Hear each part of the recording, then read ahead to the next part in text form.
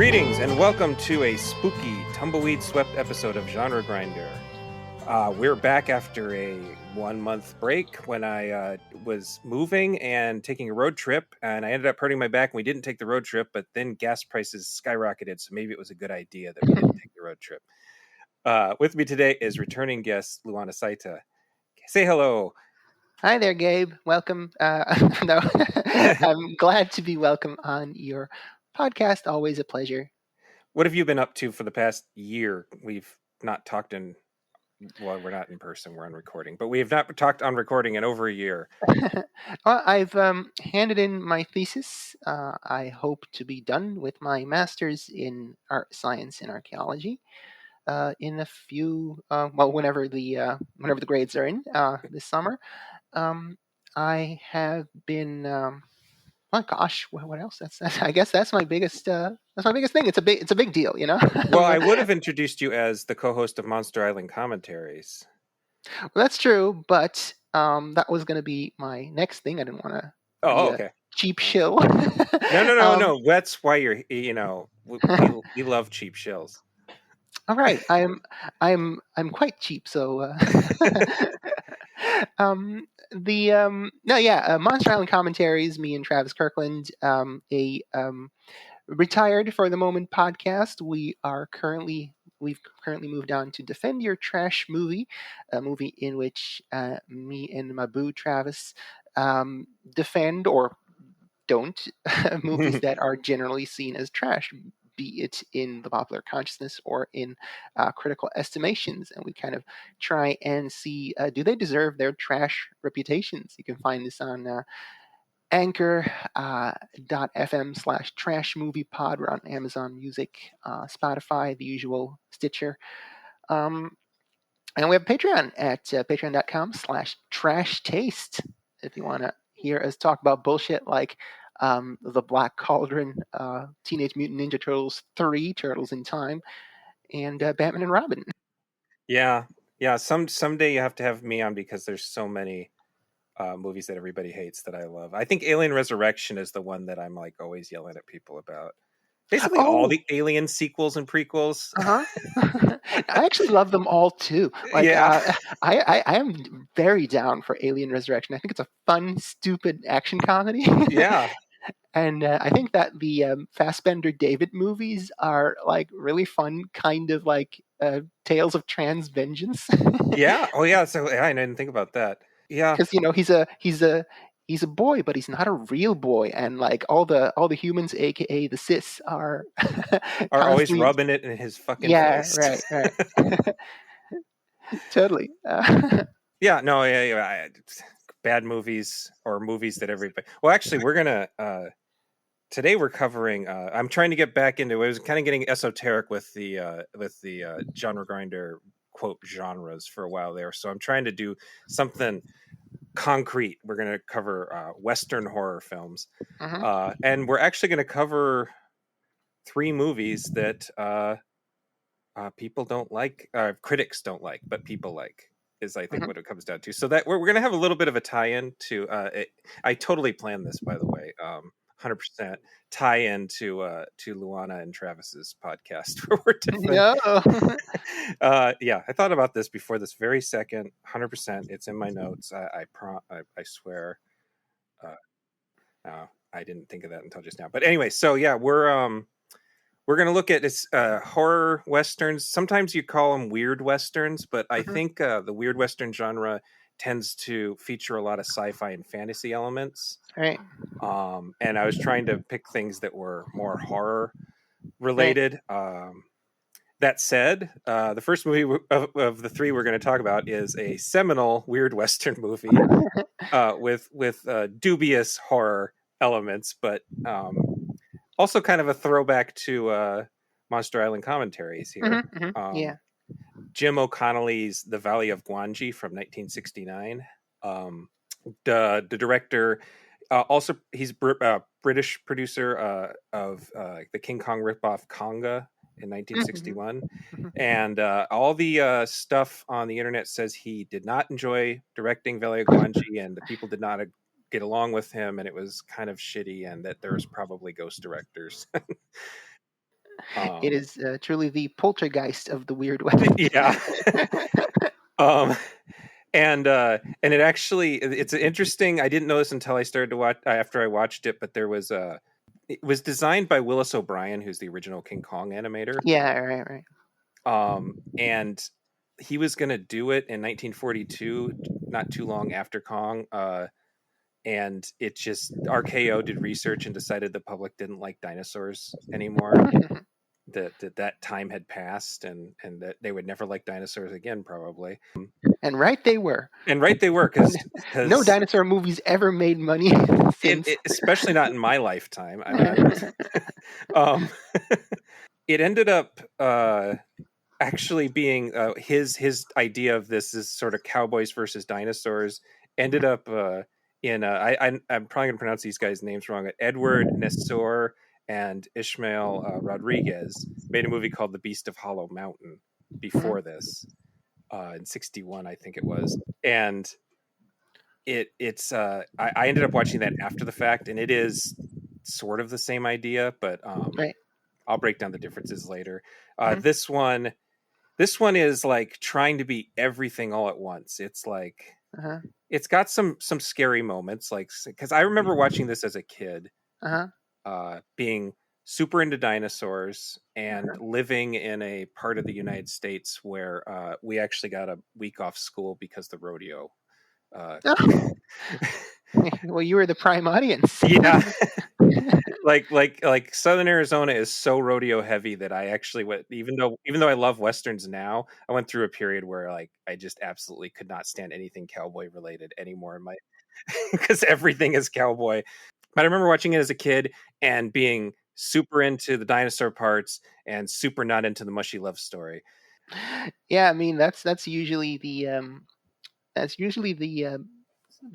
makeup of a Harryhausen movie, like a super mushy love story and cool dinosaur. It's funny that that Gwangi was like a real mirror of your childhood, in the sense that, because like to me, I had heard of Gwangi as a kid, but I only first saw it like a couple years ago, and I mean, rodeo cowboys, dinosaurs, it might as well have been Star Wars to me, and it's kind of, I never considered that for a section of kids that would see Gwangi, that the cowboy part would be the normal kid part, as it were, like the normal world that the weird stuff, the dinosaurs, kind of intrude upon. Because you know how like in early, if you look at the Harryhausen filmography, the first half is all creature features. It came from an sea and whatnot. So there's the creature is the person or the element that encroaches upon the normal, and then the second half is a fantasy shit. Is the Sinbad and whatnot, the 60s and 70s, and the and Gwangi kind of feels like a transitional movie in that, because like the normal stuff is also kind of weird, like it's rodeo, but I never considered that for a decent amount of the audience. That's not that weird. well, I should say that this was made in 1967 and released in 1969, and that was, I mean, there's still kids playing cowboys, but right. I think that cowboys' time had passed as far as youth. I mean, we weren't quite to Star Wars yet, but I don't think that cowboys were nearly as popular as they had been in the late 60s. Right. So it also kind of feels like it missed its chance. Yeah. Because like hearing about Willis O'Brien wanting to make it in the 40s, that's like that definitely feels like a more appropriate release date for this type of movie. Yeah, I mean, I think if you tell someone there was this movie with cowboys and stop motion dinosaurs, right, they would just assume it was 30s or 40s. Yeah, right. It feels like it should have. This came out after fucking Easy Rider in 2001: Space Odyssey. Yeah, and I think that's actually like so that was what I didn't like about it. As a kid, I didn't love this movie because it takes so long for the dinosaurs to show up. And I should say the dinosaurs are fucking great. Like this is not Harryhausen's masterpiece, but he's not phoning it in. I think, I mean, there's a scene where they're roping I guess it's technically an Allosaurus. Well, they don't say it's an Allosaurus because it has. This is the little kid in me. I still remember all this shit. Yeah, the Allosaurus Allosaurus because has 3 toes. 3 and fingers. yeah. Yeah, but it looks more like the T-Rex in King Kong. Anyway, they're roping it, and it is a really impressive technical feat. Like, because the dinosaur looks like cool, and they're actually interacting with it better than you see in some CG situations. It's apparently they were just like roping a car with a thing on it. But yeah, it works really, really well. So like, once dinosaurs show up, little kid Gabe was like on board. He was enjoying himself. But another interesting thing is it doesn't even take place in cowboy times. Yeah, exactly. There's trucks and whatnot. It's post. It's during the they're basically in what's it called? They even mentioned Buffalo Bill's Wild West show by name, and quite a bit of the movie is devoted to the Wild West show stunts, like really fucking crazy stunts. If you want to find some nut stunts, this movie is actually a great stunt movie, which is very strange to say.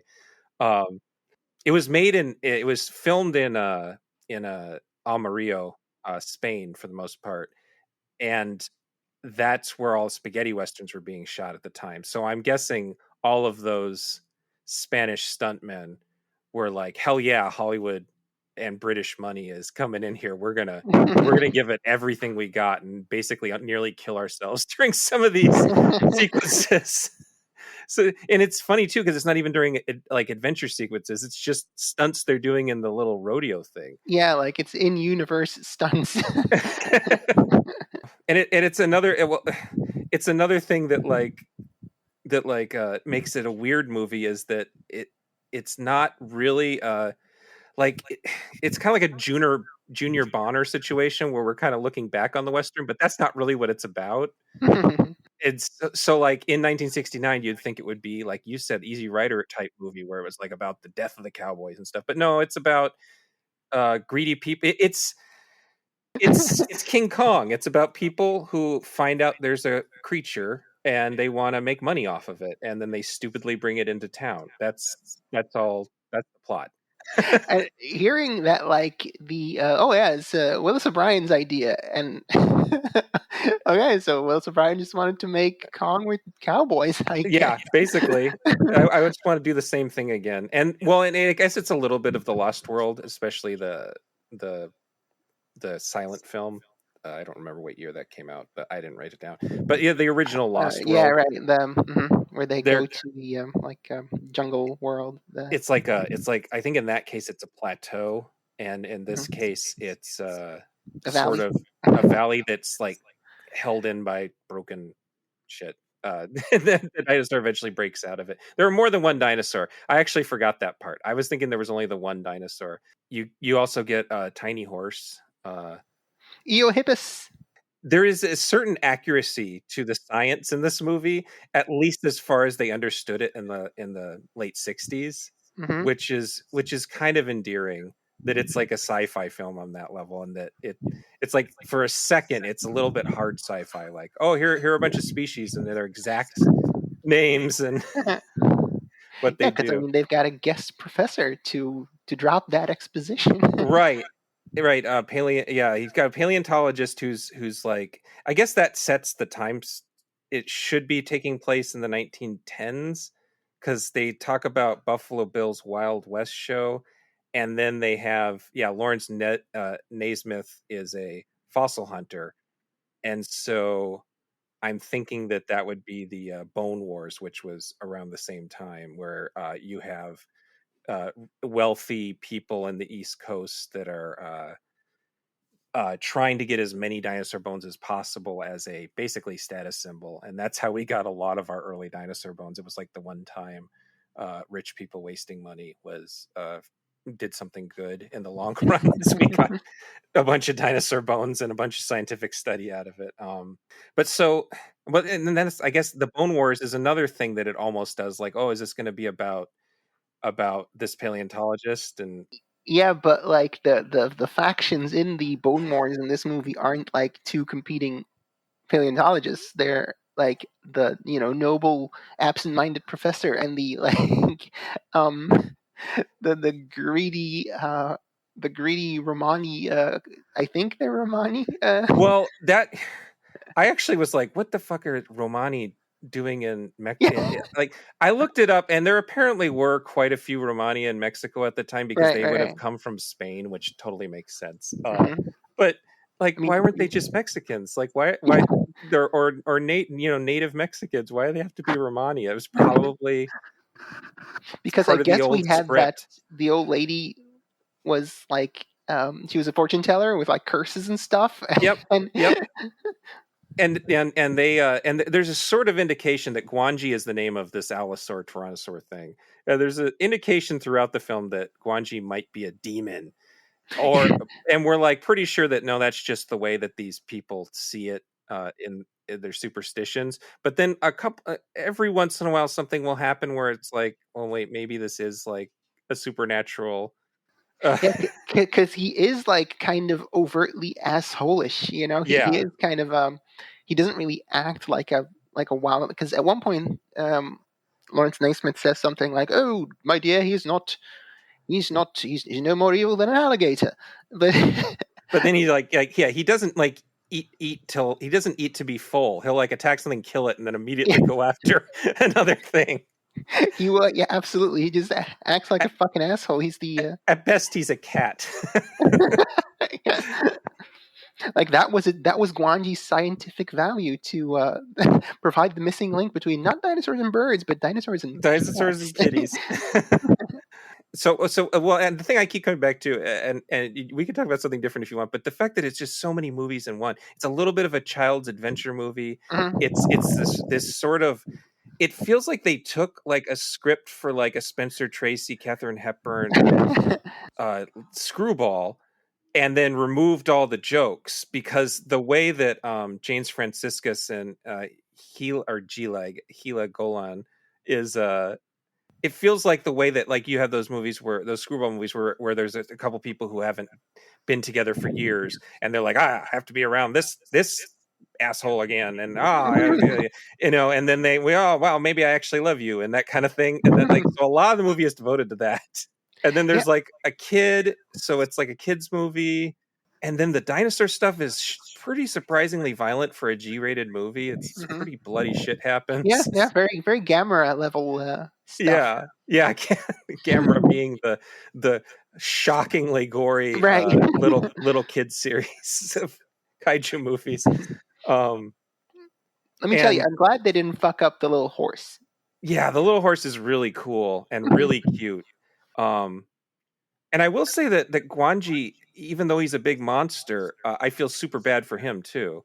Uh, that's always something Harryhausen's so good at, is making critters that you feel awful for when they die, even if they're eating people.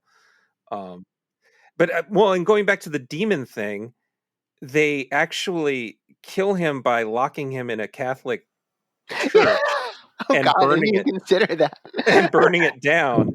So I feel like it was like I just assumed there's like a million different script doctors on this, and someone was really interested in that. Like In the some demon angle. yeah, God, I some kind of wish that was. I kind of wish they leaned into that more, because yeah like without that, it's kind of it is kind of a Kong ripoff. yeah it. uh, And well, there was definitely some guy who's like, this needs a theme. The theme is Catholicism. Uh, um, I well, and then on top of it, it's sort of remembered as this B movie, but it's a level picture. yeah, right, right. It was expensive. I mean, basically involving Ray Harryhausen at the time was like getting ILM and Weta and Digital Domain to all do your special effects.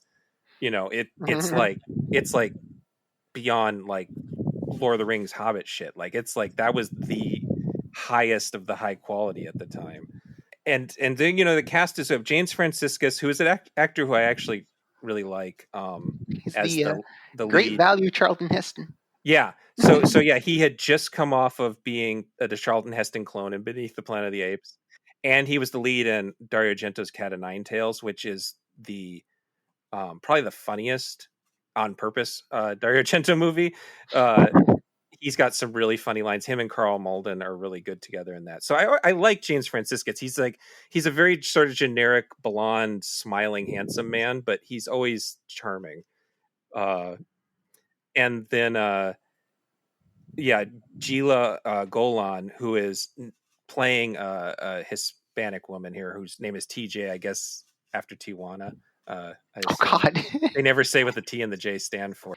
She does feel of the time because like a hot lady who gets dubbed by a different lady, that's Yeah. very James Bond. Yeah. So that she actually does feel very 1969. Yeah. She was Israeli, but she's of Polish descent, and Right. she survived the Holocaust as a baby, and her entire family was murdered, and she was adopted into my an Israeli God. family. Yeah, she's got like a really interesting history behind her. She's not in that many movies, but she had just been in Our Man Flint as a sort, which was a sort of James Bond joke kind of series. It's really one of the main things that inspired the Austin Powers movies. So she was kind of a tongue-in-cheek Bond girl, is a way of putting it. And then Richard Carlson is the head of the circus, and he and Lawrence Naismith are basically TV guys, but they have really respectable careers for the most part. So it and then it had a major opening, and it was both an American and British, and Spanish production. Like, it had money behind it. It's just that when you explain dinosaurs versus cowboys to people, it just sounds like, well, it sounds like it sounds like The Beast of Hollow Mountain, which I decided to watch, and is the movie you expect this movie to be, but it was just much lower budget. The dinosaur in that one is very sub Harryhausen, but it's really funny because whoever animated it is really into animating the tongue. So everywhere that the T-Rex goes, it's always slashed, but it's very claymation-y instead of stop motion-y. It's very, and that one was set in Mexico and filmed in Mexico with Mexican actors, and they did a Spanish language version back to back with it. And they use a Mexican street festival as a backdrop. So that one's actually surprisingly pleasant from that degree. Like, I was happy that this one wasn't it was pretty racist or culturalist against the Romanis, and it uses the G word, but it was not there's no lazy Mexican stereotypes and stuff like that. Yeah, and in both that and Beast of Hollow Mountain, there's Mexican characters, or characters who are supposed to be Mexican, that are, there's the white guy feels more like he's the token in the situation. Yeah, right. In both cases. Yeah, it's rates a 3 out of 10 on the bigot scale, and I mean, it definitely could be worse. Yeah. Yeah. But yeah, it's interesting. The spaghetti western angle is really interesting because you recognize some landmarks and stuff if you're like me and you watch a million spaghetti westerns. I think it's an interesting movie, but not necessarily a good movie. I when I first saw it, I was like, I had come out of, I was kind of watching the Harryhausens in order. Mm-hmm. And I think what I found kind of, I mean, there's definitely, I agree with basically most of the stuff you say. But here's the thing that I immediately noticed in Harryhausen movies is that, and it's not really Harryhausen, but it's, I think, most genre pictures of the age, is that the the girl is pretty useless, Mm-hmm. And then you get to Valley of Gwangi, and for the first 10 minutes or so, you think that TJ is gonna be is gonna break away from that stereotype. Like, oh, she's the owner of the circus. She does a cool stunt herself. Yeah. Like she's all like, "Hey, I don't need your shit, James Franciscus." But like, but the movie just basically takes his side. It's like, nah, fuck you. Yeah. And we follow James and Chico and the professor, and it's like, oh, oh, come on. Yeah.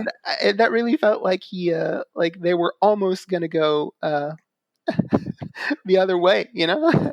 Well, and there's even like to that to the almost making the woman the hero.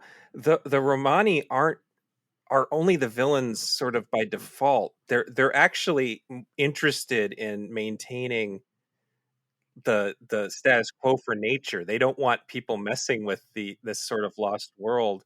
Like they mean well. Like Right. in a modern movie, they would be like, stop it. This is going to ruin everything. And then they would bring Guanji back, and he would start killing people, and they'd go, "See, we told you." But instead, they sneak their dwarf in, and he cuts Guanji free and gets eaten in front of everybody.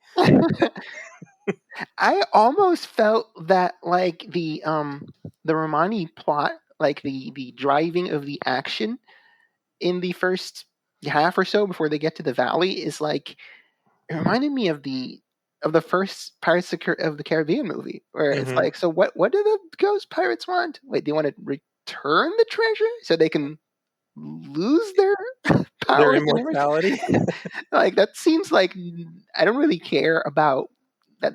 Those seem like fine stakes. Let's help them so Yeah, that yeah, they become less dangerous. And like the Romani are like, ooh, sinister, against our heroes who are like, ooh, science. And but like, it's fine if if they just brought the horse back, yeah, nothing would happen. yeah, yeah. And the opening is like, I mean, that's another thing, totally separate issue. But the fact that the director did not enjoy it, and that there was probably ghost directors. The opening is really stylish. Like Mhm. I when I started, I'm like, oh, I might have misjudged this movie. This might actually be a really badass movie because it has this very spooky kind of thing that Spielberg would do, where it's like sets the like something's out there and someone's done something wrong and we don't know what it is, but it's gonna be scary come later. Um, just super stylish camera angles and music and stuff, and then it really becomes more of an adventure movie after that. That's really the horror aspect. Is that right there? That one opening scene is probably about It's it. You're mentioning Spielberg. There's this shot where uh, the the Guanji, um, he kind of snaps at a Gallimimus, Oh yeah, yeah. and that really felt like, hey, did Spielberg see Guanji as a kid? Well, actually, I think that was on when I was doing the sweep of IMDb facts. I'm pretty sure that was one of the IMDb facts, is that Oh, they did that on purpose. Like, yeah, oh. I mean, Spielberg definitely. I mean, how old? Actually, he wouldn't have been a kid, would he? He would have been. Like a teenager, right? Yeah, he would have been starting uh making. He would be making his own movies, like his little home movie things that they always show in the extra features of. Yeah. So yeah, he definitely saw it. And he was definitely into Harryhausen, and Right, right, so right. and so was Phil Tippett, who Hmm. for a while was like for my childhood was our version of Harryhausen, just not as famous. Hmm. Yeah, Um, Phil oh, Tippett is like, yeah, I guess he wasn't quite Harryhausen in terms of fame, but yeah, he did make mainstream movies. Not like Tom Savini, where like you have to be a gorehound to know him. But yeah, yeah. eh, He eh. and he did a like he invented Go Motion, which was Uh-huh. kind of the bridge between stop motion and CG. Um, and he helped make Jurassic Park look really good when the technology wasn't really there. Between Hmm. Spielberg's visual choices and his technological ideas, is that's why that movie works so well. Though I really like The Lost World Jurassic Park 2. I think that's just a great dirtbag movie. um but it was, and so I went out of my way to make sure, because I realized there was three that I could find Western movies about monsters, and the other one is The God Monster of Indian Flats. Hmm. Uh, and it's about a killer mutant sheep terrorizing the desert outside of Reno in the modern era.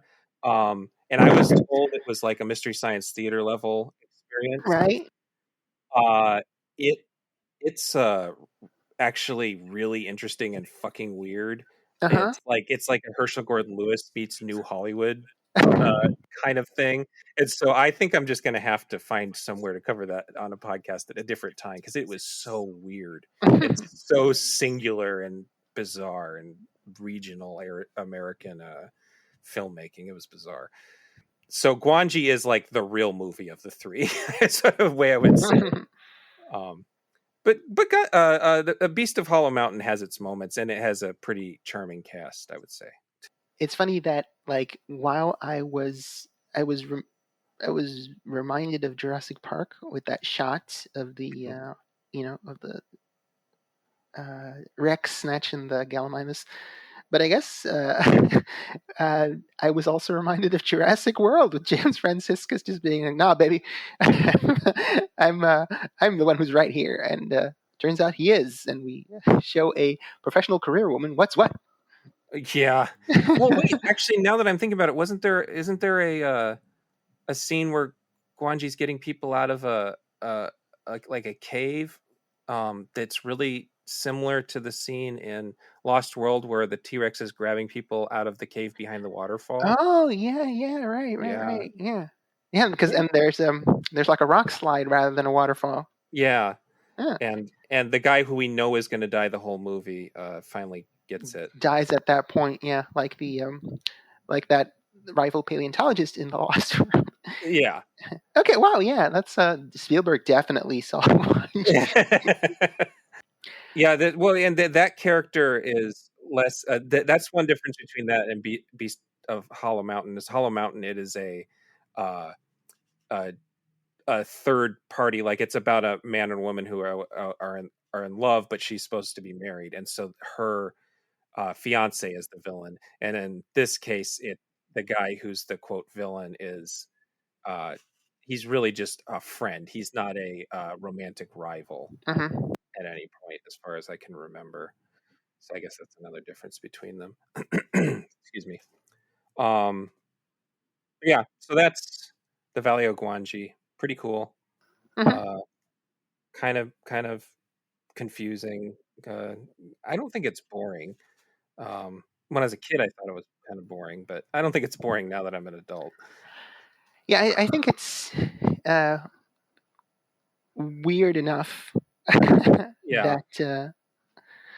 that it has some value as a historical artifact.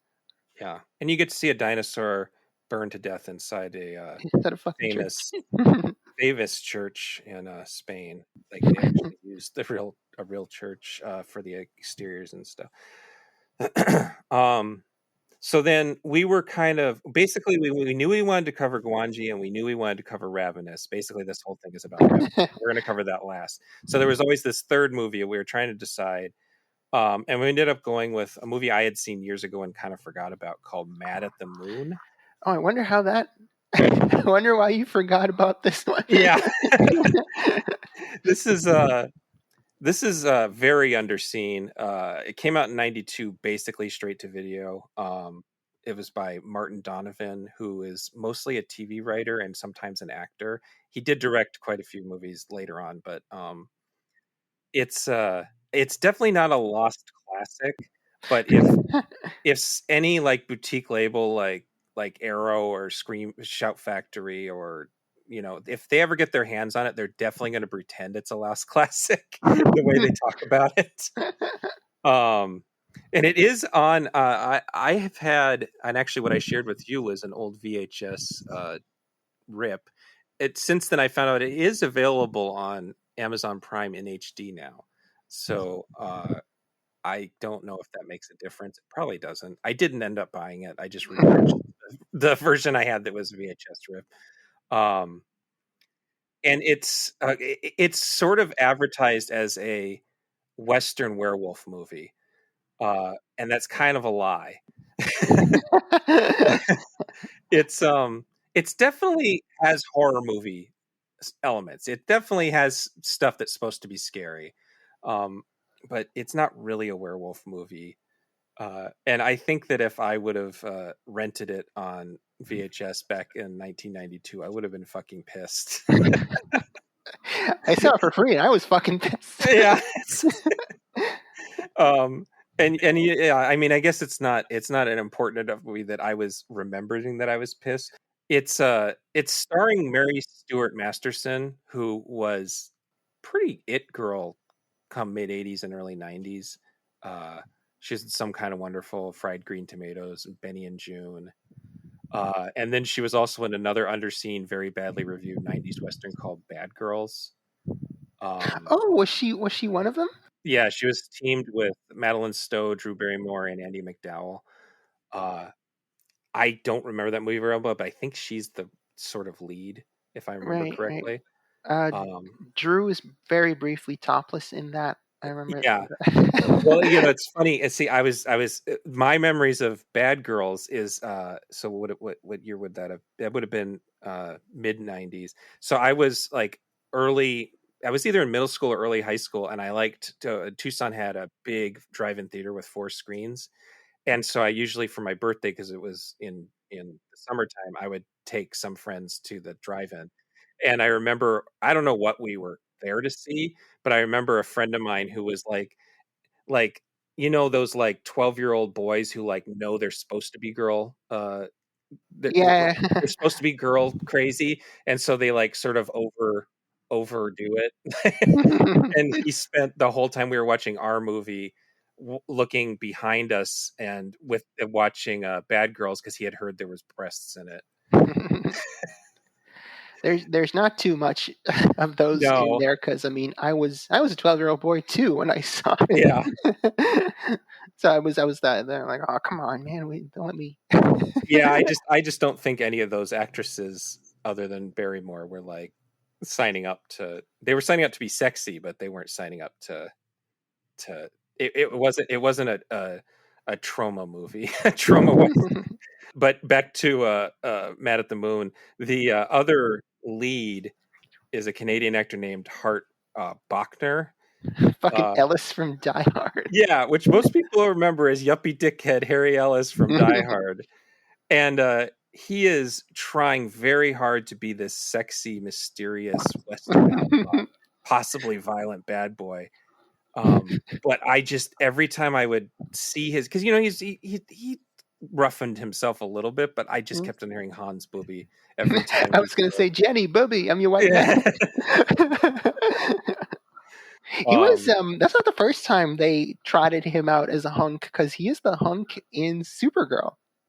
Oh, is he? He's like. God, have you ever seen the Helen Shaver Supergirl? When I was young and wanted it to be Superman.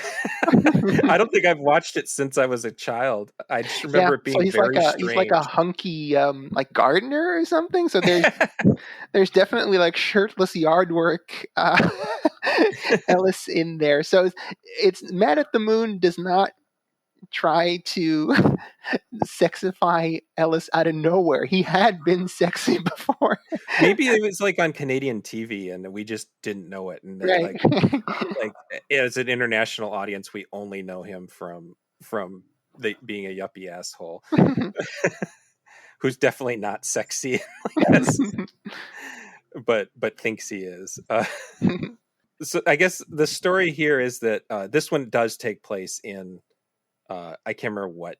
I don't think they ever say the year, but it takes place during cowboy times, and it's a woman is basically being married off to a neighbor that she is not into, and she wants to marry this other bad boy, and that's really the story, and then how they deal with that. But then this whole so random it feels like it was put in after the fact to make it a horror movie. The man she ends up marrying has what he calls moon fever, like moon sickness. Moon fever, exactly. He grows hair and makes scary noises, but he's not really a werewolf, because we get a good look at his face a couple times and it's just him. He's just a guy with a big beard. He doesn't like, he's not a werewolf. He doesn't attack anybody. He sort of just does scary things and scares her, and then she's like, I got to get out of here. And then I I remember again, I'd already seen this movie, but I forgot most of it. I was like, oh yeah, the town. It's like it's got to be some sort of conspiracy with the town to marry off the werewolf dude. But apparently, the entire town doesn't know he's a werewolf, and he has to come in and explain it to them in the next scene. Um, and the way they deal with it in the end is they uh, basically bring the bad boy in to protect her, to try to make sure that the werewolf guy can overcome his moon sickness, which he does. His like and like so like the moral of the story is, I guess, that she has to settle for this sad, pathetic loser who's also a pseudo werewolf and not the sexy hunk that she even makes out with well the moon stuff is happening.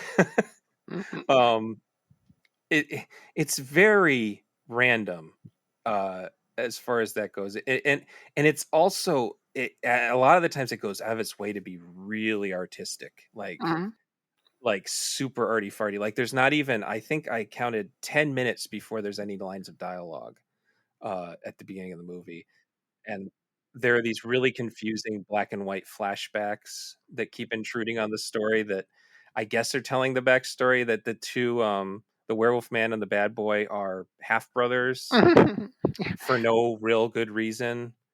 I I guess the idea is that we're supposed to think that maybe they're both going to turn into werewolves at the end, but they definitely do not. Uh, in case you're spending the movie waiting for the werewolf fight, there's sort of a hugging match between a regular human and a pseudo wolf man, and Yeah, it's got nothing on the Benicio del Toro, Anthony Hopkins yeah, smackdown that you might be expecting.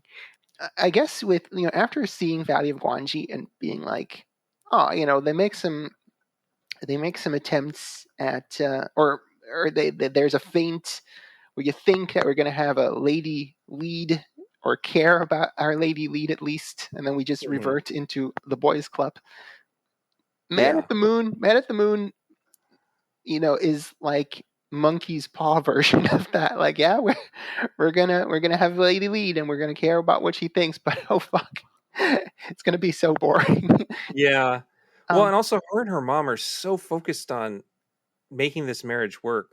Like I don't understand what the metaphor is. Like werewolf movies and are always about like ever since the Wolfman, they're like metaphors. They're supposed to be about addiction, about being the other and all sorts of stuff. I don't get the metaphor here. Like is it maybe I would say it would be like spousal abuse, but he goes out of his way not to hurt her. He locks her in the house so that he won't hurt her. And I guess mental illness, but it's not like they ever make it clear that he deserves affection from her. Because again, he's like basically a loser the whole movie. Christine has a what? Oh, she thinks it's a westward expansion metaphor, taming oneself. But even if that's the case, we've got a better one of those coming up. Christine. Yeah, we got a better one of those coming up. But also, why does the lady have to settle for him? Like, the bad boy never really does anything bad. He like gets in an argument during a card game, and he yells at her. To the point where I forgot, again, having seen this movie before, I was like, oh yeah, that guy's the werewolf, and he's telling her to go away because he knows he can't be around her. Right. And then the other guy's the werewolf. To his head even. Yeah, I'm like, what the fuck? I don't remember. I mean, it's sort of like, is the metaphor that like arranged marriages are bad because it ends with her being okay with the arranged marriage even, and like it's like it's so weird because like it doesn't, no one is really the villain all that much, or at least the guys aren't. No, maybe the mom's kind of domineering. Sometimes it almost made me feel a bit like I was watching the Room because it just made no sense. It just like and like this woman who is constantly putting on airs, even though the guys are trying their damnedest. Like that feels like Tommy Wiseau. Yeah. Yeah, and it's not like this was some sort of like studio that this was like this is basically the movie the guy made as far as I know. Hmm. um it wasn't like he actually had a really good year that year because he also wrote uh uh Death Becomes Her, Oh, and that I like also that came out becomes in her. 92. Yeah, and it was a reasonable hit that grew into a cult film pretty quickly Hmm. and that people liked. um So, I mean, this was the only thing I can think of is that it just was budget constraints that he kept on having to change things up because he just didn't have the money, and he spent like maybe like a third of the budget went to the weird. Uh, it's like a jukebox, but it's even Oh, like older than a the juke. It's like a music box the music jukebox. box Yeah, with coda and opening. yeah. So maybe all the budget went into buying an antique jukebox thing that I don't know. I mean, this it doesn't look super cheap, but it does look made for TV a lot of Hmm. the time. Yeah, yeah. Um, and then I guess in the '90s we had Dr. Quinn had come up and was like, I don't know, here in the US, Dr. Quinn was We had on Dr. Quinn too. TV, Yeah. but it was on TV all the time. It was syndicated on multiple channels. And so I I don't know, maybe because there were some really weird episodes of Little House on the Prairie. There's like a slasher episode of Little House on the Prairie. Wow. So maybe this was intended as like maybe because he is a TV writer, he wrote this for a Western series to be a werewolf episode that then would turn out Hmm. the guy wasn't a werewolf. And so it's because that would kind of make sense, a Dr. Quinn episode where someone is Dr. Quinn Medicine Woman, full title. Someone who Dr. Quinn knows, like Dr. Quinn goes because this guy's suffering from moon sickness and he's like been, like it seems like something that could fit that. And it's definitely about 45 minutes worth of movie stretched into over 90. Hmm. Um, that's its biggest problem actually is Yeah, that, I was thinking. Indeed, I was thinking a Red Shoe Diaries episode set in the Old West. yeah. And well, and then like, oh, we're going to be on R rating. So we got to have like one really pretty explicit for R rating sex symbol or sex scene symbol. Well, and that's the other thing is it's sort of a bodice ripper. It's a little bit of a Yeah. Harlequin romance.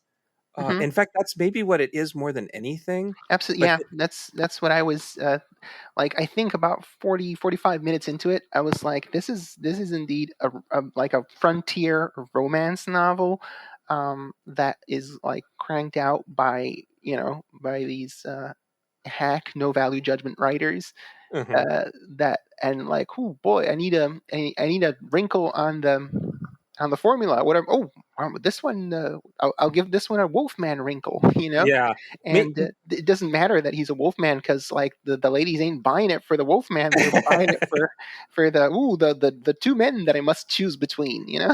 it's so close to the story that Marge is writing on that episode of The Simpsons where she writes the book about the fisherman's wife. It's like the whole time I'm like, oh my god, this is the fisherman's wife, but it's a western instead.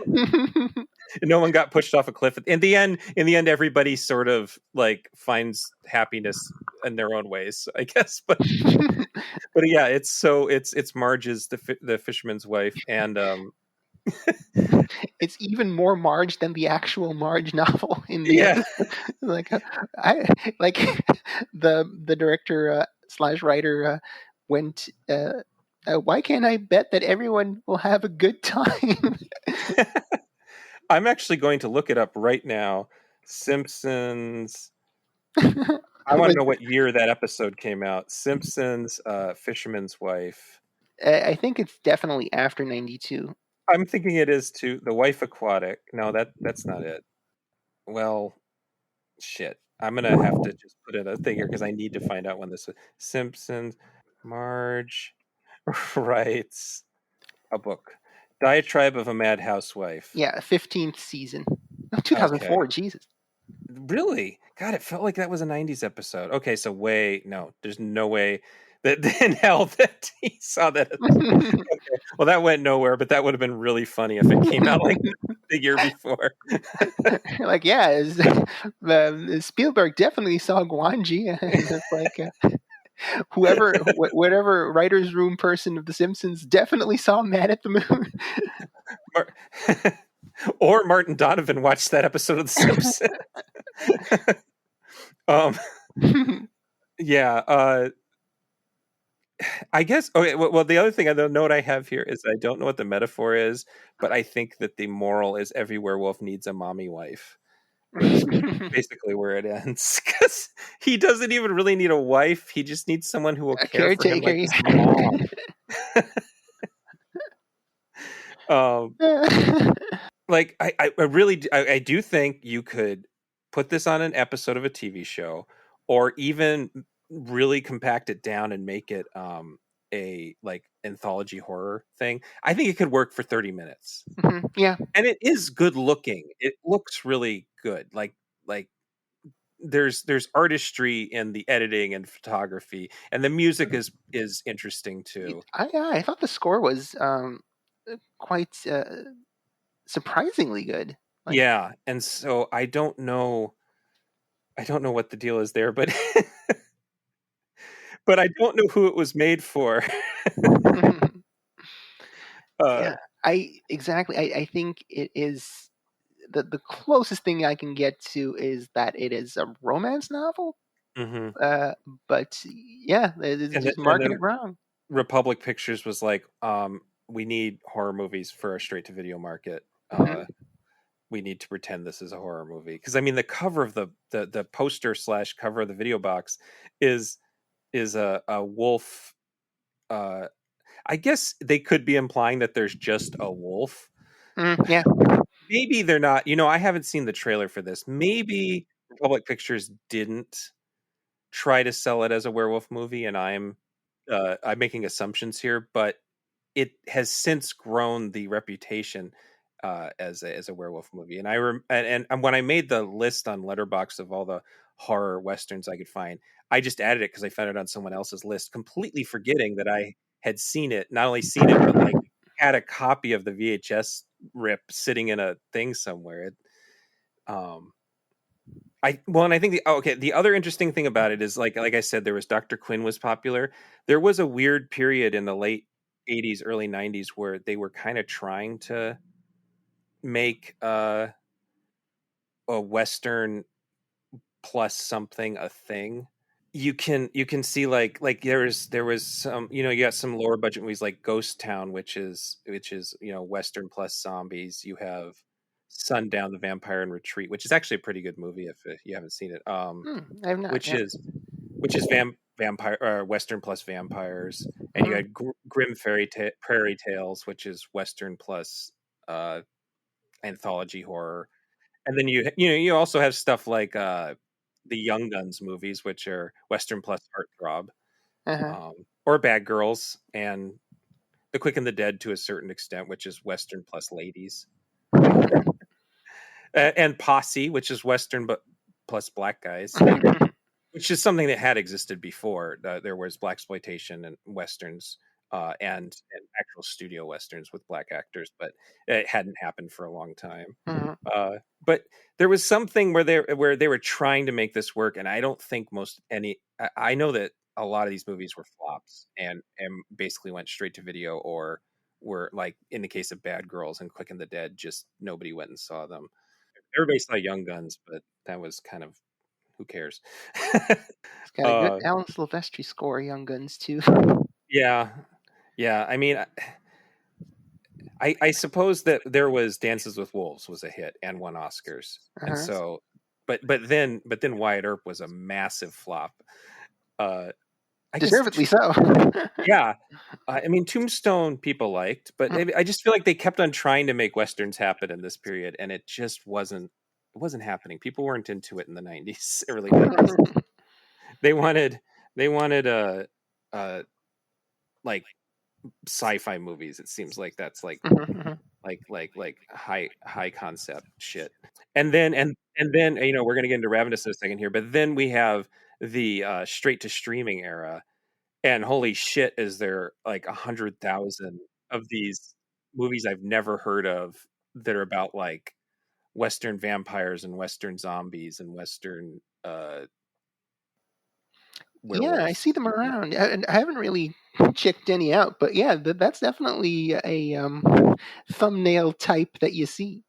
Yeah, I mean, we were gonna for a while. The third movie we are gonna cover was one with Wesley Snipes called Gallowwalkers, which I had never seen, but we couldn't find it streaming. But I mean, yeah, there are movies that like no, I don't know anybody's seen any of these. So, any other thoughts on Mad at the Moon? Yeah, I think we came to the same conclusion that it must have been an attempt to do romance novel slash western, and then somehow also werewolf. But yeah, unfortunately, it doesn't really work. I guess kudos for trying. That Yeah, it is a weird thing on paper, but it is also, and it's funny that we both came to the same conclusion in that it would have probably worked as part of an anthology or something, 30 mm, minutes, 40 minutes maybe. Um, but and it's technical proficiency as well. We both saw that yeah, as well. So, but yeah, as a feature film, that was honestly a pretty long 90 minutes. yeah. Yeah, I have to admit, I went to use the bathroom and, the stream to the TV thing was being, uh, picky, so I just left the room and used the bathroom and came back and sort of missed part of the movie in the middle because I was like, I don't wanna bother with this anymore. We just gotta get to the I end." I feel that hardcore. So, okay, so then we'll move on to the actual good movie, Ravenous from 1999. Which is genuinely the reason you're here. I asked Luana if she wanted to make another episode, and we were trying to talk about things. And I was like, "You really liked Ravenous, right?" Because that's one of my all-time favorite movies, and nobody ever talks about Ravenous. as It's like it I was so forgotten. as I rewatched it yesterday for this podcast, I also came to like the conclusion that like shit, could this be one of my favorite movies too? Yeah, It is fucking great. It is just it's so good. it's a Um, great thriller. It's a great western. It's funny as hell. None of these things like it almost feels Korean in yeah, its tonal shifts. None of it clashes. Like you're never left. Like what the fuck am I supposed to think now? Because you just go along with it. At least I feel so. The performances are all fucking top notch. The atmosphere of like desolation and deprivation is fantastic.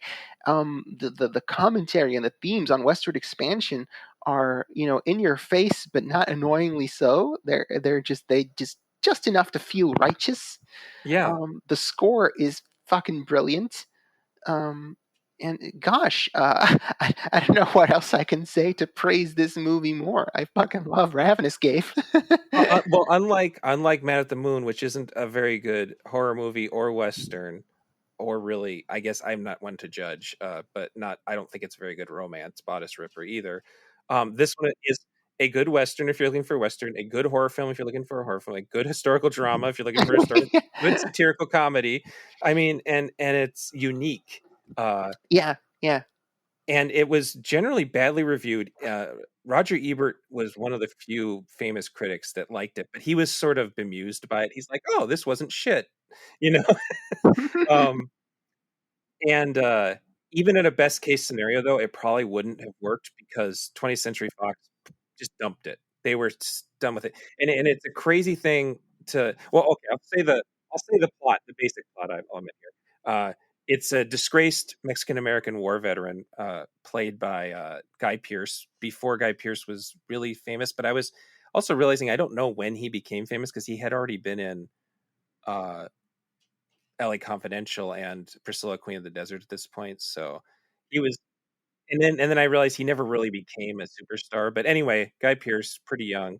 Uh, he's sent to an abandoned outpost in the Sierra Nevadas, where basically all the misfits are sent because it's in the middle of nowhere and no one can, that nothing happens.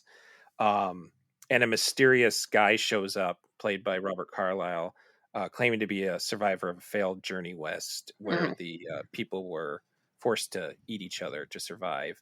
And there's two resident Ojibwa um, characters, and one of them hears this and immediately warns all the white people that there's this myth the Wendigo, which states that when a person eats the flesh of another person, they steal his or her essence, their essence, and become stronger, and also become addicted to eating people. Mhm. And then in this sort of little like poke in the chest to the white people, he said, they're like, "That's crazy. Why would you say that?" And he's like, "You guys eat the blood of Christ." Every It's like Sunday. he's like, "Yeah, Eucharist is weird too, man." But and then it turns out the whole thing was a plan by the Robert Carlyle character to kill, eat, and recruit new cannibals. Mhm. And so that's the elevator pitch, basically. But it was unlike most good movies. It was a complete nightmare, and it was studio mandates, multiple directors. Um, it was there's everybody disagrees with it, but Milcho Manchevsky was this Macedonian-born director who had a 1994 movie called Before the Rain that got Academy Award nomination for foreign film, and this was going to be his U.S. debut. And he got in fight with the Fox executive named Laura Ziskin, and she fired him and replaced him with Raja Gosnell, who made Scooby Doo Of and the Scooby Doo Smurfs fame, yeah. and Beverly Hills Chihuahua. So it's already looking really bad for this movie. And Robert Carlyle, who had some sort of cachet because of Train Spotting, he's another actor who's never been mega famous, but everybody knows who he is. Mhm. There's two accounts. One says that he suggested Antonia Bird, who had just made a 1997 crime thriller called Face, which is a surprisingly boring movie considering it's Antonia Bird and Robert Carlyle. But she had also made Priest, which was this sort of pulpy, sexy gay priest movie. That Okay. was really well received. It was like kind of controversial. Some critics loved it and some thought it was just Okay. garbage. Right. But then the other accounts say he sort of strong-armed her into the director's chair. Like, whatever reason, she was brought in as director for hire, and she was willing to play ball with the producers, and just was bowled over by rewrites. Like the writer had to be on set at all times because they were constantly asking them to change things. And then she surrendered her final cut, and she was not particularly supportive of the movie in interviews to this day, and she claims that Fox added stuff, including there's some narration where Guy Pearce describes to an unknown person who's not on screen that we never even know the character's name, how he became disgraced. And she wanted to recut it for European release, but that never happened. And then she ended up not really doing much else. She didn't direct again until 2012, in a movie called Cross My Mind, and then she died of thyroid cancer the next year. Oh no. So she's kind of like, she made like two really two good movies Mhm. that were interesting, but just never went anywhere because one of them was a flop. Uh, and so like everything about that production says this should be a piece of shit. That this should be like, what was that one about alien? Oh, it was literally called Cowboys and Aliens. What's that one with cowboys and alien? Oh yeah, Cowboys. It should have been like Cowboys and Aliens, just sort of a nothing movie that is like ideas without execution. And then on top of everything else, Fox put it out in March before they were going to put out The Phantom Menace, which was, the most anticipated movie of 2 decades. Um, and I actually saw it with my roommate when I was in college, and we were the only people in the theater. And it was one of those it was like the new big theater in Phoenix, and it had like stadium seating was a new thing. And we were just the only people in the goddamn theater. And it just disappeared. It was like in theaters for like a week, and it made no money, so they pulled it. And I think that was the plan all along. And then in the interim, it got not only did The Mummy and The Phantom Menace and The Matrix become these big hits that year, you had movies like Fight Club and Magnolia and Three Kings and Being John Malkovich, which became really big cult films. 1999 was a big year, transformative year for cult films by studios that didn't necessarily make a lot of money at the time, but then made huge money after the fact. And so Ravenous just gets totally buried in the year it was released and the years since it was released. And didn't get particularly good reviews, and got a shitty DVD release, and then finally got a Blu-ray release a couple years ago, and it looked like ass. It's just the most disrespected movie, and I don't understand how it can't have. I do understand, but I don't understand how it can't have a massive cult following, because it ticks all the boxes. Seriously. I actually, there was a trailer, I think it was either on home video or on TV. It might have been a TV spot that played Rob Zombie's Boogeyman.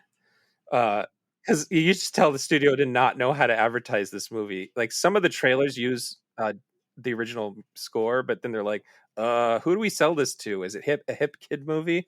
Let's use that Rob Zombie cover. It's just shit, man.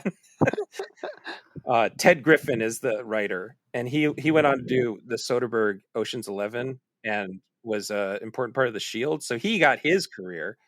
But yeah, everybody else involved basically never talked about it again. And I should say that one of the other things that had working against it is the fact that it was released 3 years after Scream, and Scream made every studio want to make horror movies, postmodern, slick, attractive people movies. There is postmodern stuff going on in Ravenous. There's a part where Guy Pearce shoots Robert Carlyle and he lays down like he's dead, but then sits back up again like Michael Myers. He actually says, I remember on the commentary, he said that he did that on purpose, like he was trying to be Michael Myers, and he laughs about it. It's like he's enjoying torturing these poor guys who have no idea how to stop him. And then David Arquette, who was in Scream and was sort of a MTV personality, I guess, as just sort of, I don't know what his personality was. He was an eccentric, I guess. He's the, there's scenes of him smoking what they call loco weed. I don't know exactly what he's smoking, but they do mention peyote later. Him and the Ojibwe guy just get high all day and giggle. And I do wonder if that's part of the thing that Antonia Bird was complaining about that had been added after the fact. I'm wondering if, like, she just had a couple scenes of him giggling and then they just added like 20 more because he's suddenly the wacky Scream guy. Yeah. And then a lot of the ads push him too, even though he's barely in the movie. Yeah, he's on the poster if you go on Letterboxd. He's on the poster. He was featured in the original trailer starring Guy Pearce, Robert Carlyle, and David Arquette. And it's like, Jeremy Davies is in the movie longer than David Arquette's in it. On to the good news. It's a fucking awesome movie. And like you said, the actors are so good. Carlyle is just like, basically Carlyle has been stuck playing this character for the rest of his career, and nobody even saw the original one. But he's so good, and he's so funny, and he's so scary. And as this like super powered cannibal who is trying to basically start his own super race. Yeah, as he wants to make a way station breeding point of super cannibals. Yeah. But Jeremy Davies is so fucking funny as this shy Christian. I guess he's probably wanting to become a priest or a preacher. And he's writing a religious hymn throughout his parts of the movie. And there's a really cute part where he's trying to find a word that rhymes with servant, and he can't. And Carlyle, who you think is sleeping, says fervent. And Carlyle, even though he's dragging these men to their death and is going to eat most of them, he's still having fun, helping the guy write his religious hymn. And he also has the immortal line, "He was licking me." Which he wakes up with a wound, and Carlyle is licking his wound. And I would very much appreciate that bourbon now, and everybody ignores him, so he shouts, "Bourbon now!" I think my favorite line in the movie was, "That was really sneaky." Sneaky. Yeah, I mean, there's just basically Carlisle is only doing exposition the whole movie, and it's so good. He Yeah. like explains, he tells the story of what happened to him, which is a lie for the most part. And then he later tells what his plans are, and then he sort of describes what because Boyd, he's interested in Boyd because Boyd is the Guy Pearce character. Mhm. Boyd's story is that he froze in battle and played dead and ended up on a body pile and drank his commanding officer's blood, and Mhm. it made him feel different, and he doesn't know why. And he took the enemy from behind enemy lines. He took the fort, and so Carlisle hears this when they're talking, and so Carlisle's basically decided that Boyd is like already knows about the Wendigo thing, so he's Right. gonna try to use him. And then his like second choice when he thinks that Carlisle's dead, his second choice is God, what's the actor's name? Jeffrey Jones. Jeffrey Jones, disgraced actor Jeffrey Jones, who unfortunately is really good in it too. He's Yeah. super good. He's warm and funny, and Mhm. where was I going with this? I forgot where I was going with this. Rich. Anyway, actors are good. Let's just leave it at that. So, and part of the postmodernism is that you could argue Guy Pearce is a sort of final girl in the Laurie Strode or maybe even Clarice Starling tradition, that he is a demure figure who's scared and damaged, who has to basically overcome this fear and take control of the situation when no one else can. And he is sort of portrayed. I mean, there's only one woman in the whole movie, Martha, and she is the one who keeps having to be going off to do things. So she's not even in the movie very much. But it's sort of, there's people, reviews and people who like it make a big deal about the homoeroticism between Pearce and Carlisle, because Mhm. Carlisle is doing, I mean, I think that what they were aiming for was Interview with the Vampire type stuff, where you have a male vampire seducing another male vampire, and in this case it's a cannibal, but same difference. And I think it was definitely purposely homoerotic, and I think that Carlisle really plays into that, and I think that Guy Pearce's performance is a lot of it is being upset about that, and that's really good. But I don't think it was like the theme of the movie. I don't think it's like being a cannibal is like being gay, which is what some people kind of drive at. I think it's just part of the storytelling. It's homoerotic in a way that most American studio movies aren't. Where usually you get something like the Fast and Furious movies, where it's about manly men on equal footing who are really close, and people joke about that they're probably fucking behind the screen or off screen. But this is really it's more of it's like a dangerous masculine figure is seducing an emotionally damaged figure, which is a big thing in hetero erotic thrillers, especially leading up to 1999. Like I feel all like those the comic seduction thrillers. here is not so much homosexuality as much as it is capitalism, Right, and imperialism. so I think that people have said that that's the theme. It's like they're missing the point, because I mean, Robert Carlyle literally stops the movie towards the end to explain the metaphor. And it's not about being an outsider or gay or anything like that. It is about westward expansion and manifest destiny. He gives a speech about manifest destiny and what it means. He says something along the lines of, "This is a country seeking to be whole, and it's stretching out its hands and absorbing everything it can, and we're just sort of along for the ride." Like, kind of removing, like, he's sometimes really happy to be evil and he giggles and stuff, but he's also sort of like implying like, "Oh, this is out of my control. This is just the way things have to be." Um, and I mean, it's a really thick metaphor when you think he learned about something that the natives knew and he exploited it. he learned that there was this Wendigo thing, and he's like, "Oh, I'll try that out," and immediately ate the guy who told him. Apparently, so yeah, I mean, it's like it is about addiction, but I think it's about the addiction to, like you said, capitalism and the addiction of colonizing, like that you Yeah, just can't just stop. consuming. Like Martha says, Wendigo always take, never give.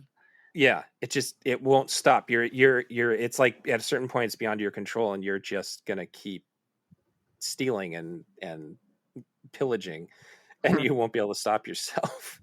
Yeah, absolutely. And I think it's telling that the general ends up eating the man stew at the end. Like there's, Yeah, you're not stopping the Wendigo, aka you're not stopping westward expansion. yeah, because Guy Pearce, his whole thing is he decides he's willing to eat, and Robert Carlyle thinks that means he's won, and he has his friend in the Ubermensch group, but really he just did it so that he can have the strength to kill him. And there's a really well done like final battle scene between the two of them that's just sort of brutal, and like I think neither it's of on the them are. level of Rowdy Piper and Keith David Yeah, in They Live. yeah, it's like not like normal fight. It's not like movie fighters. It's like two guys just trying to murder each other by any means necessary. Yeah, it's great. There's hair pulling. There's beating faces with logs. It's a really good. It's a really good ending because he gets his happy ending, but also Martha and knows that it's not a happy ending, and she kind of just walks away from the entire. So she sees the dead bodies. They end it, like you said, the really sneaky line. They end it by falling into a giant bear trap, and so they're basically eaten by a bear trap in the end. And Martha sees this, and she just goes, "Nope," and she just leaves and goes back to wherever, because her brother was killed. Her brother's the other Algonquin. And she has no reason to stay here. Everybody she knows is dead, and it's just this one fucking general. The West Wing guy. Yeah, West Wing guy has a bit of a Massachusetts accent in the first Oh. couple scenes, and then he doesn't anymore after that. Yeah, so I think that it is a homoerotic movie, and it is that way on purpose, but that's not really the point. And so they don't want to like I don't know, maybe there's some young gay person out there who's like, will hear me say this and say Ravenous no. really meant a lot to me. Yeah, and so like I don't mean to say that. Like you know what? If this helped you come out, awesome. That's great. I just don't think that's what the many filmmakers really intended. I think it was something they added just because but that was what the actors wanted to do, and again, the Interview with the Vampire was a big hit. And that's what I assume. But I mean, the myth works so well, and so Wendigo is something that I've seen in other movies. There's actually a new one called Antlers that I haven't watched yet. Is that the one with Daniel Radcliffe? I don't know if he's in it. It's produced by Del Toro. I've heard about it. It came out last year, and it's finally out. No, it's got Jesse Plemons in it, apparently. Good old Jesse Plemons and Kerry Russell. Love Kerry Russell.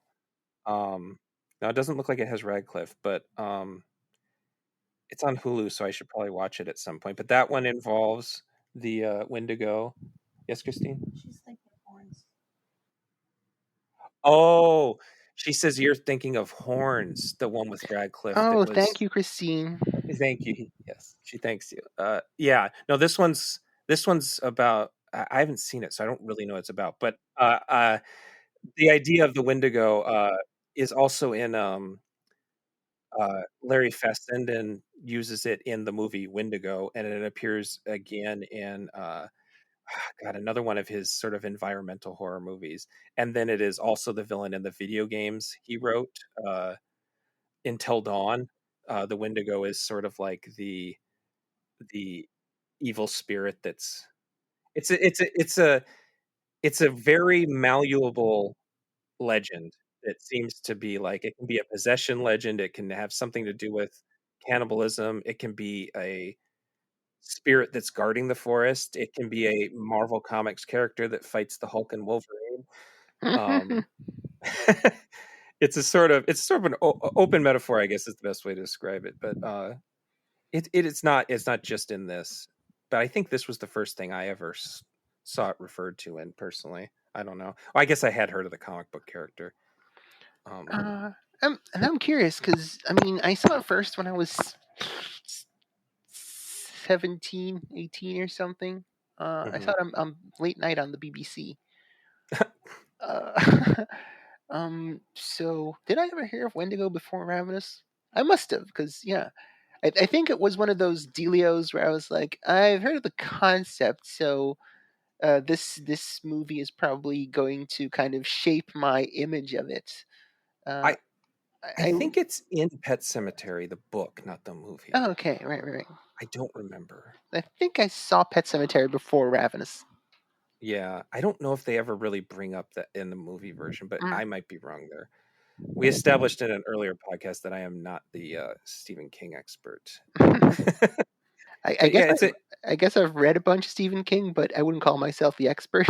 No, I've really only read a couple books, and it was when I was in high school, so I really don't remember. And Carrie's the only one I really read a second time and remember anything about. Right. But the other thing that is that's the story that Carl. Actually, that's a question I have for you. Do you think it's never clear if Carlisle is Ives or Calhoun? Yeah. He's either a general or a priest, or pretending to be a normal person for his story, or he is the normal person pretending to be a general, and they never specify. Yeah, that's pretty cool. I guess they even refer to him under different names after he is sort of revealed to be this secret general who comes in to fuck things up. But his story he tells is based on a pretty famous story that I'm sure you have there. That's not just an American thing. The Donner Party. Yeah, which is one of those true stories that nobody knows how much of it is true. There might, but the idea is that there was a party that went out, I think, on the Oregon Trail, which probably would have been what they were on here, because they were going through the Sierra Nevadas towards Oregon. He says so. They were probably on the Oregon Trail and got lost. That classic game. Did you have to play that in elementary school too, or is that an Americana thing? The Oregon Trail is something I learned about via memes. You died of dysentery. Okay. Yep. Yeah. We I actually found out more recently after I moved to Minnesota that it was actually a Minnesota company that produced it. Oh, okay. But yeah, I mean, that was like if you had computer time in 1988 or 89, you were either going to play Number Munchers or Oregon Trail. And Oregon Trail was by far the more fun. But yeah, you basically just died constantly. Anyway, yeah, so the Donner Party might not have actually eaten each other, but that's always been the rumor. So that kind of became the story, and that's been plenty of movies have kind of covered it. And then the other story that it sort of calls back to is the Alfred Packer story. I have not heard of that one. Well, did you ever see the movie Cannibal the Musical by the South Park guys? I have not. Okay, because they took. I mean, I don't want to imply I'm a South Park fan because, man, I haven't been a South Park fan since for over a decade. But they did a movie that was picked up by Troma about Alfred Packer, and it's a comedy horror musical with some decent songs in it. But the funniest thing about it is that it's actually really historically accurate to what occurred, at least as far as we know what occurred during. And so Alfred Packer did seemingly eat people in his party to survive, and according to him, they had already killed each other, and that's the thing that so he got arrested, and that's the thing that is unclear. But that's basically the story that Robert Carlyle tells, is that he's the lone survivor of this party that went nuts and they all ate each other. So those are two sort of true stories that it's based on, and they're huge pop culture things. And then I guess we should talk about the music too.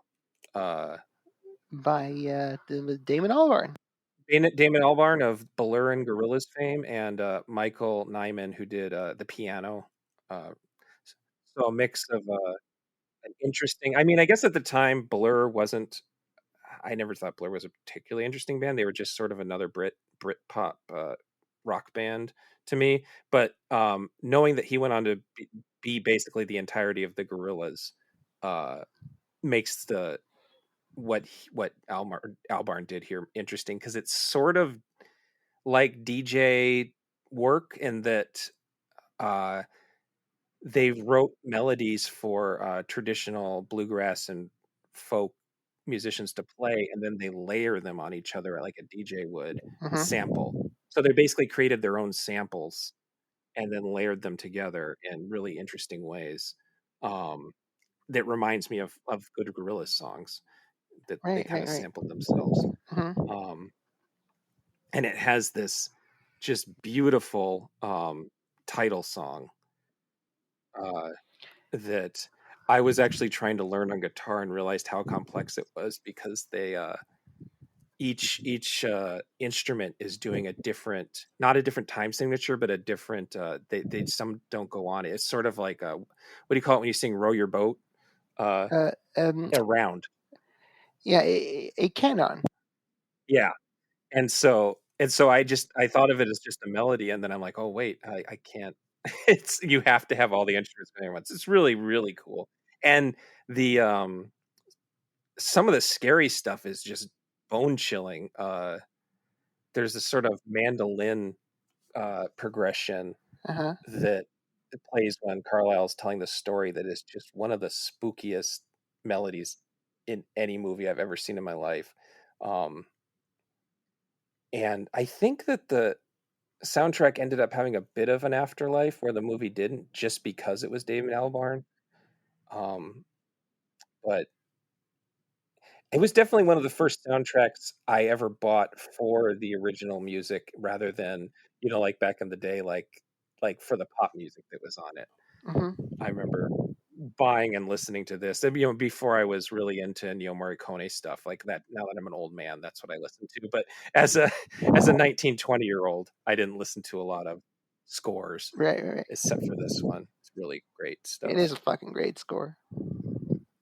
I don't know how else to demand people watch this. I wish it looked better. I tried watching it on digital streaming instead, hoping that that the Blu-ray was just kind of messed up, and it definitely looks better than the DVD. But they did something weird to it. It doesn't look great, and it's such an attractive movie that I just hope someone else who wants to put money into it remasters it and makes it look beautiful, and then I watch it again and get that experience of being one of two people in the movie theater back in 1999. I can at least easily recruit people on my side of the pond by saying it's on Disney Plus. Oh, that's true. Yeah, out there on Disney Plus, it's not on Hulu here, which is frustrating, because you'd think that all the adult stuff that you guys get on Disney Plus would. Something about Fox releases in other countries, I don't know. But yeah, so everybody needs to see it. Needs to buy it on their streaming service, Apple or Vudu, whatever you do, and make sure that they know we want it, and then maybe they'll put together like a 7-disc box set that comes in like a really cool I don't know, like a Robert Carlyle head. Like the Neo bust in the Matrix trailer. Yeah. So that's what. I mean, do you have anything else to say that hasn't? I mean, because I could just talk about Ravenous and how great it is for quite a while, but you've pretty much covered it, and I think I covered my my raving love for Ravenous as well. There's Ravenous love for yeah. Ravenous. So it's fucking. I would just add watch Ravenous if you can. If it's on any of your streaming services, give it a shot. You won't regret it. I mean, and then again, it's like a miracle of a movie, because it really should. It was like the time when the 10,000 Monkeys at 10,000 Typewriters made a great thing. Hmm. It's not an auteur piece. It's a group effort that ended up somehow overcoming the odds, which almost makes it better. I mean, there's a lot of other movies that we could have covered. The Burrowers is an interesting, overlong but interesting movie. Um, Dead Birds was pretty good. I absolutely hate Bone Tomahawk. In Oh fact, fuck yeah, me too. if you like Bone Tomahawk, watch Ravenous and then see how it could have been better.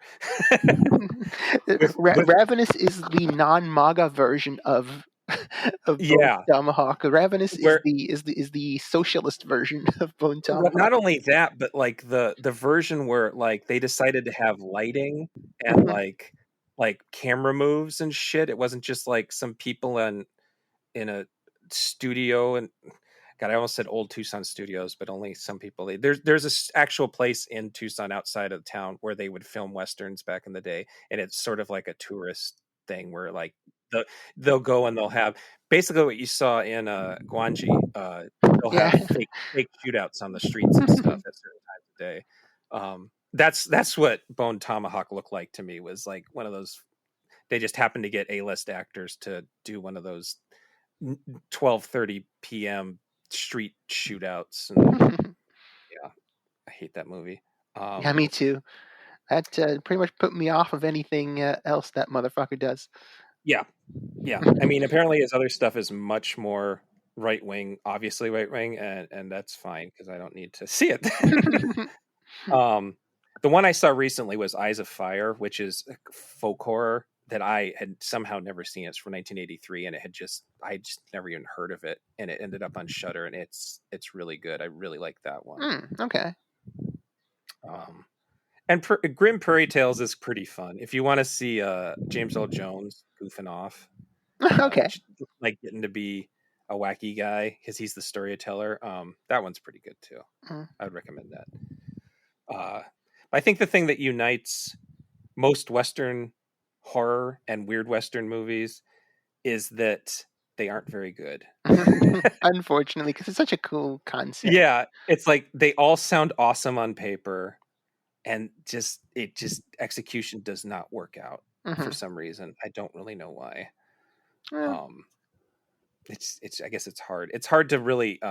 You have to be committed, and you have to have a decent budget too. I think. I guess. Well, there's Ravenous, of course. Tremors, maybe. That sounds Yeah, like I mean, fighting. Trimmer. You have movies like Trimmers that are like in the West and Westernish. Yeah, I mean, Mhm. yeah, that's a good point. It can work. Mhm. There are some spaghetti westerns that don't have any supernatural elements, but are basically horror movies. There's one called Django Kill, If You Live, Shoot, with Thomas Millian, who is not playing Django, he's playing the stranger. That is made by a communist filmmaker who just made he would basically get a job uh, making a genre movie and then make it about whatever he wanted to make it about. So this one's just basically it's about a guy who goes to hell, and there's a town that's hell, and everything sucks about it. And it's a really weird movie that even people who don't like spaghetti westerns might like because it's just so Okay. strange. um, and then there's a not so good but kind of cool one. It's a Spanish western called Cutthroats 9 about that was definitely somewhat inspired Hateful Eight, Mhm. about a chain gang that gets stuck in the snow and has to like kill each other to survive. It's pretty cool. It's like cheap, but it's cool. um so yeah, that's all I got. Do you want to remind everyone what you are doing lately, just in case they forgot? I am co-hosting the Defend Your Trash Movie podcast, which you can find Apple, Amazon, Spotify, Stitcher, Anchor, the usual. You can find us on Patreon at patreon.com/trash taste. So give us a look see if you like us, and hopefully you do. And come and listen to some bad movies with us. I mean, if you're listening to this one, I'm sure you'll enjoy that one. I should double check. I'm not clear because I haven't listened to one yet. This is not a commentary series, right? This No, it's just is episode like we are episode doing length. it. Okay, Yeah. that's what I was thinking. All right. You can reach me as usual at Twitter at Gabe M as in Matthew Powers and at Genre Grinder. And you can go to the genregrinder.com website, and you can go to the Genre Grinder Facebook page. And I just want to say that I guess my reviews have gotten just popular enough that I've gotten comments on them now because I have comments enabled. And usually it's people making really pedantic corrections Mhm. or someone trying to sell something. But I did finally get my first hateful asshole comment, Oh, see? and it didn't actually affect me that much. I thought it was mostly funny, and because they were upset that I quote defended trans ideology when it was like the most minor, tiny. Like I basically just said that Psycho had created a unfortunate environment where trans people tend to be the villains in slasher movies. That was all I said. But that created this really long diatribe that was just absolutely hilarious. But I just want to say, if you're listening and you support any of these anti-trans bills that are being passed, or you are against women's reproductive rights and children's trans health, you can kindly go fuck yourself. Oh yeah, absolutely. You're not welcome at Defend Your Trash Movie either. There are plenty of other podcasts you can listen to. Absolutely. I'm sure. Yeah, I mean, that's not what I'm here for. And we're about defending trash movie, not trash people. Yeah, there you go. That should be your slogan. You should put that up. That should be on your little subtitle. Yeah. Trash movie, not trash people. So to everybody else, thank you for listening, and thank you for coming back after I was gone for a month. And thank you to Luana for helping me out. Oh, and always happy to spend some time with you, Gabe. Yeah, and as usual, remember, Black Lives Matter. All right, bye-bye, everyone. Bye, everyone.